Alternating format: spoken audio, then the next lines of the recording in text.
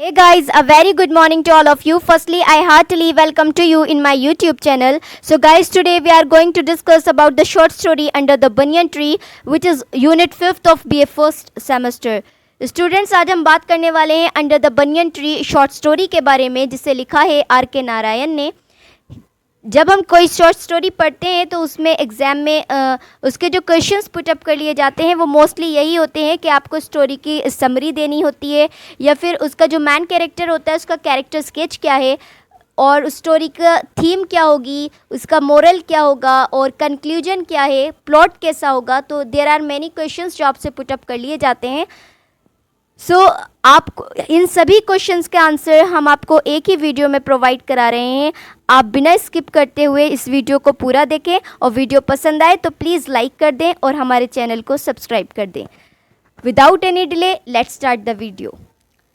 अगर आपसे क्वेश्चन आपका आता है right the summary of the story under the banyan tree, under the banyan tree की आपको समरी लिखनी है, ठीक है। तो ऐसे सिचुएशन में आप सबसे पहले हेडिंग डाल दीजिएगा summary under the banyan tree, then introduction आप लिखोगे। इंट्रोडक्शन मस्ट है आपको। अगर आपसे कोई कैरेक्टर पूछ लिया जाता है, या आपको क्रिटिकल अप्रिसिएशन देना हो उसका, या आपको थीम बतानी हो, या आपको समरी ही लिखनी हो, तो ऐसे सिचुएशन में आप क्या करोगे, सबसे पहले इंट्रोडक्शन ज़रूरी होता है देना। आपको स्टोरी लिख रहे हो, स्टोरी को वो कब पब्लिश्ड हुई, उसका राइटर कौन है, स्टोरी के मैन कैरेक्टर क्या है, किस पर बेस्ड है, ये सब इंट्रोडक्शन के अंदर इंक्लूड होता है, ठीक है। सो देखते हैं। Under the banyan tree is very interesting story written by R K Narayan. Under the banyan tree जो है वो बहुत ज़्यादा रोमांचक स्टोरी है जो लिखी गई है आर के नारायण के द्वारा। आर के नारायण की फुल फॉर्म रसीपुरम कृष्ण स्वामी अय्यर नारायण स्वामी है, लेकिन हम इन्हें बोलते आर के नारायण है। Which deals with life in a small Indian village. जो ये स्टोरी है ये किससे डील करती है, ये एक इंडिया के एक छोटे से गाँव है जिसका नेम सोमल है।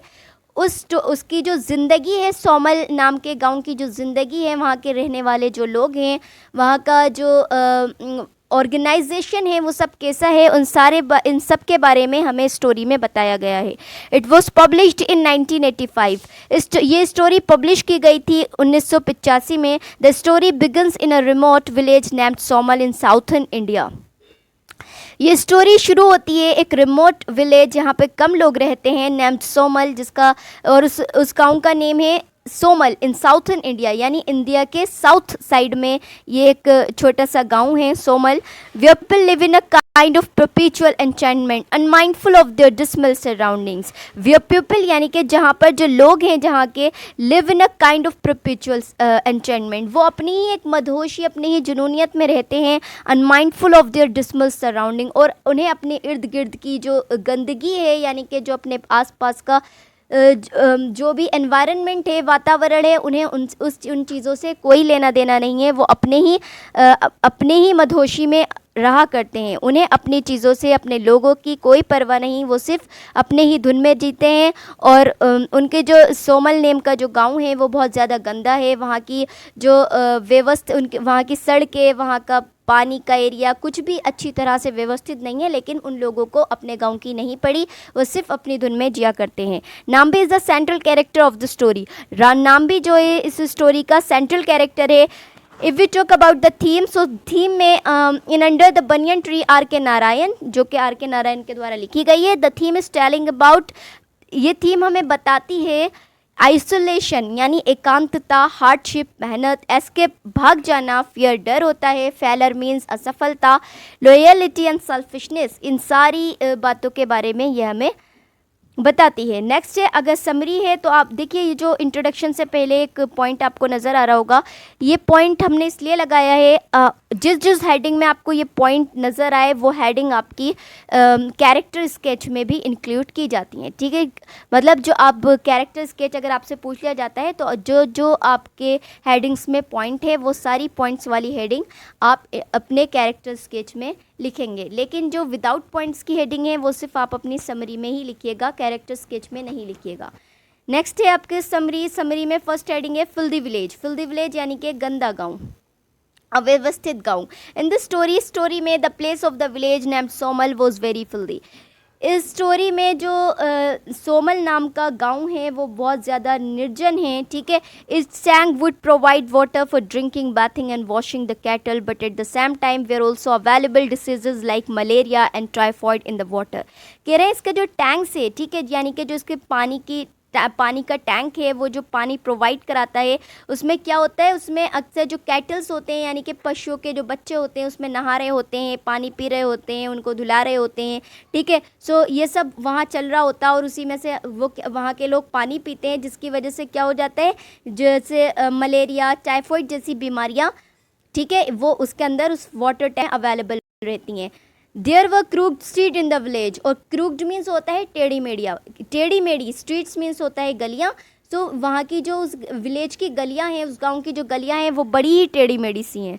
नेक्स्ट है नाम्बी इज़ द विलेज एन्चेंटर। ये आपका इंट्रोडक्शन अगर आपसे पूछ लिया जाता है कि give a character sketch of Nambi, so आप नाम्बी के कैरेक्टर स्केच में इंट्रोडक्शन के बाद आप ये वाली हेडिंग ऐड कर सकते हो, ठीक है। नेक्स्ट है the story focuses on Nambi who is the central character of the story. ये स्टोरी फोकस की गई है नाम्बी पर, यानी कि जो स्टोरी का जो फोकस है, जो मेन पॉइंट है स्टोरी का, वो कौन है, नाम्बी है। Who is the central character of story, जो कि स्टोरी का सेंट्रल कैरेक्टर है।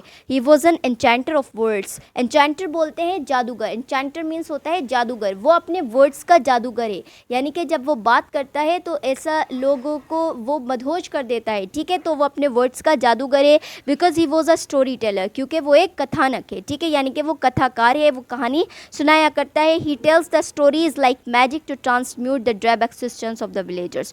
और वो इस तरह से लोगों को कहानी सुनाता है, गांव वालों को, कि जो उनकी वजूद होता है वो ट्रांसम्यूट हो जाता है, बदल जाता है, मतलब बिल्कुल ही वो लोगों को चेंज कर देता है अपनी कहानियों के ज़रिए।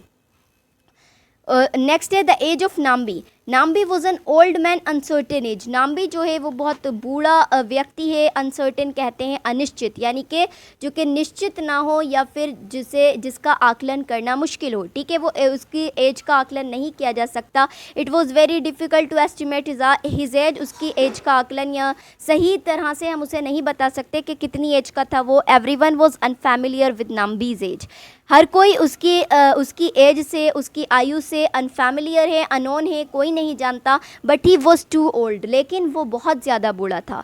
नेक्स्ट हेड, ये जो पॉइंट्स वाली हेडिंग है ये सब आपकी जो है आप उसमें भी लिख सकते हो, समरी में भी, और आप उसमें आपके इंट्रोडक्शन में तो आनी ही है। नेक्स्ट है शार्प माइंड। शार्प माइंड था वो, Nambi had a very sharp mind. Nambi जो था वो बहुत ज़्यादा शार्प माइंड था, उसके पास बहुत तेज़ दिमाग था।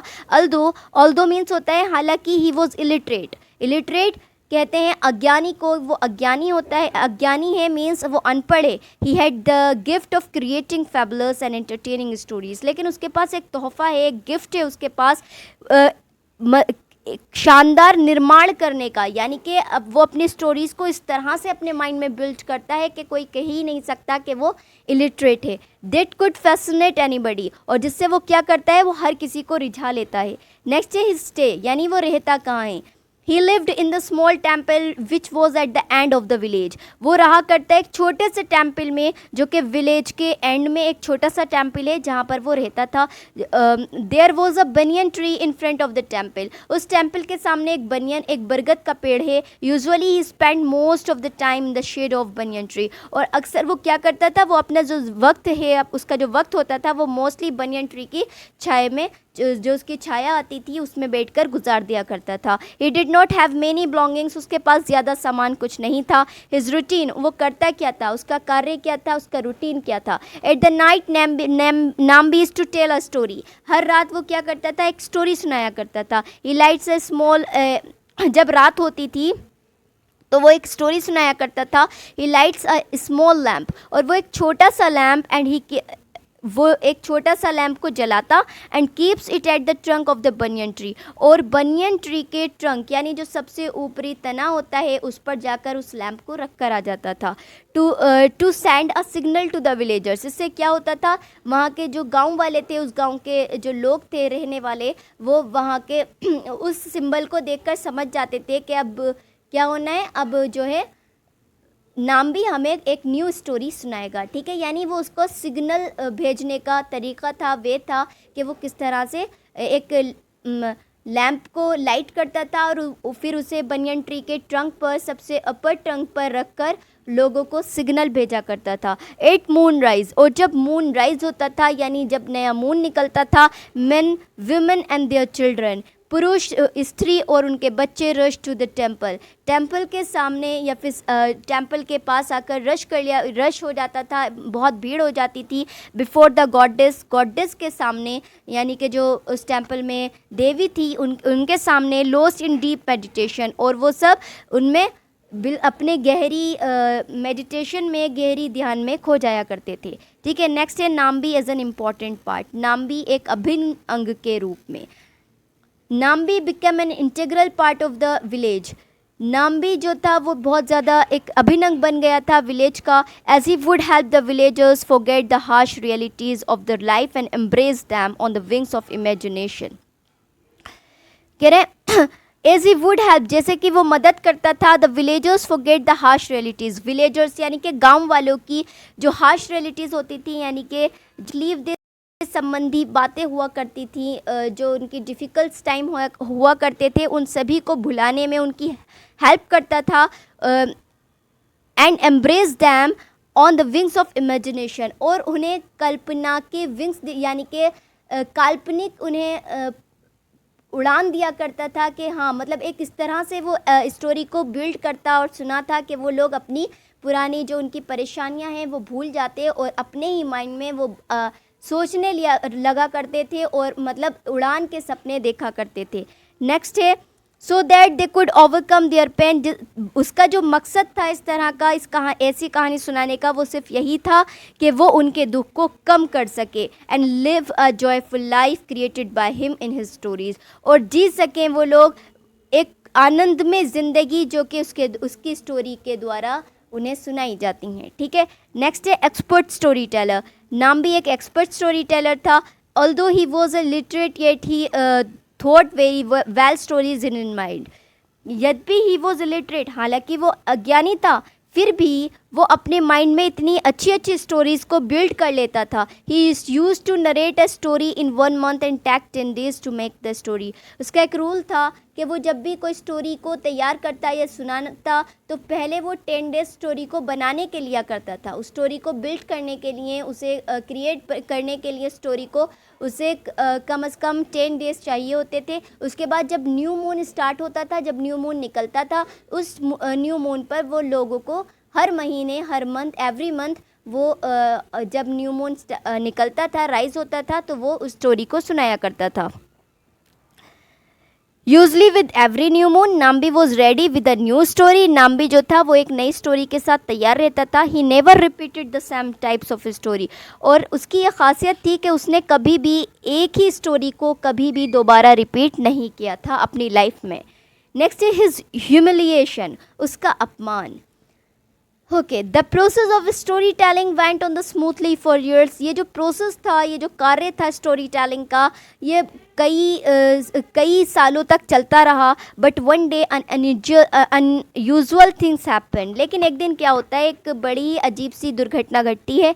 He started telling the story but all of a sudden he posed, उसने जैसे ही कहानी सुनाना स्टार्ट करता है, वो नाम्बी जैसे ही कहानी को स्टार्ट किया उसने सुनाना, अचानक ही वो रुक गया। He thought for a while and prayed to the goddess, वो उसने थोड़ा सा सोचा, थोड़ी देर के लिए वो सोचता रहा और उसने गॉडेस से प्रे की। But he could remember the story, लेकिन वो अपनी स्टोरी को याद ना कर सका। It was an experience which was humiliating and painful for Nambi, ये वो उसका वो अनुभव था जिसने उसे बड़ा ही दर्द दिया था और बड़ा ही अपमानजनक उसका ये अनुभव रहा। नेक्स्ट है द विलेजर्स इग्नोर्ड नाम्बी, अब क्या हुआ, विलेजर्स जो थे गांव वाले, क्योंकि वो स्टोरी नहीं सुनाता था तो वो उसे इग्नोर करने लग गए। The villagers wait passionately for story to continue, villagers बैठ कर वहीं पर वेट करते रहे पेशेंसली कि वो अपनी स्टोरी को कंटिन्यू करे, आगे बढ़ाए। But he just sits there starting at the ground, जैसे ही वो ग्राउंड पर, ज़मीन पर बैठ गया, one by one the villagers slip away, एक एक करके सारे ही विलेजर्स वहाँ से चले गए। When the same thing happens a few more times, जब when the same things happens a few more times, यही काम बार बार होता रहा, मीन्स ये दुर्घटना बार बार जब भी वो सुनाना स्टार्ट करता था तो यही उसके साथ होता था, वो अपनी स्टोरी याद नहीं कर पाता था. People stop taking notice of the lit lamp at the trunk of the banyan tree. लोग जो थे उन्होंने उसका नोटिस लेना छोड़ दिया था, यानी कि जब वो अब न्यू मून निकलता था तो जब उसे बनियन ट्री पर अपना लैंप रखना होता था ट्रंक पर, तो अब लोग क्या कर रहे थे, नोटिस लेना छोड़ दिया था, क्योंकि वो सोचते हैं अब तो हम जाते हैं तो वो कुछ सुनाते ही नहीं है. ठीक है, नेक्स्ट है नाम्बीज लास्ट वर्ड. अब नाम्बीज का लास्ट वर्ड क्या थे?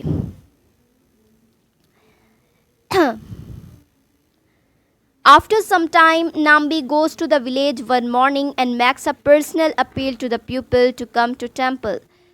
कुछ समय के बाद नाम्बी विलेज जाता है एक सुबह and makes a personal appeal, और व्यक्तिगत रूप से वो अपील करता है लोगों के घर जाकर to come to the temple आने की. Because he has a great story to tell, क्योंकि उसके पास एक महान कहानी है सुनाने के लिए.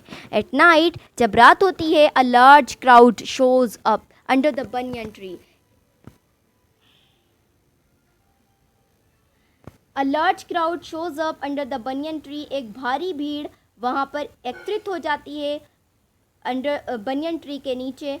और फिर क्या होता है, इन ग्रेट क्यूरियोसिटी, एक महान जिज्ञासा के रूप में. When Nambi comes out from the temple, जब नाम्बी टेम्पल से बाहर आता है, he tells them humbly that his story telling was a precious gift to the goddess and that she has taken the gift away.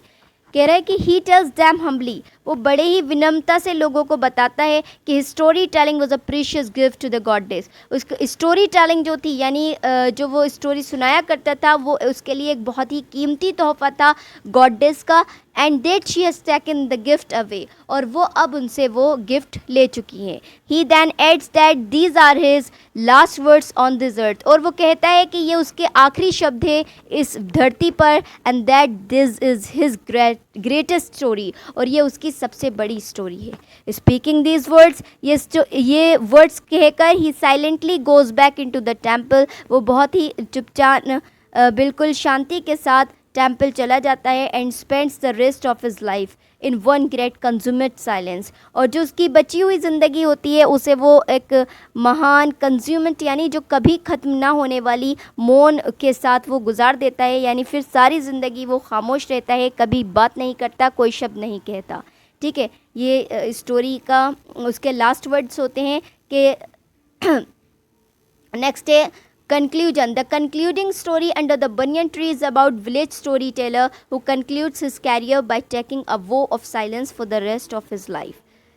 Under the banyan tree जो story है वो conclude करती है विलेज स्टोरी टेलर के बारे में. वो concludes his career by taking a वो ऑफ साइलेंस, जो कि अपनी जो उसकी बची हुई ज़िंदगी होती है वो सिर्फ किस में अंत कर देता है, उस ज़िंदगी का खामोश रहने में. यानी कि वो बिल्कुल साइलेंस हो जाता है, पूर्ण मौन रख लेता है, और वो कभी बात नहीं करता. Realising that as a story teller, और वो ये रियलाइज़ करता है कि एज अ स्टोरी टेलर, एक स्टोरी टेलर होते हुए मस्ट हैव द सेंस, ये नॉलेज होना ज़रूरी है, टू नो, ये जानना ज़रूरी है, when to stop and not, कहाँ रुकना है और कहाँ नहीं.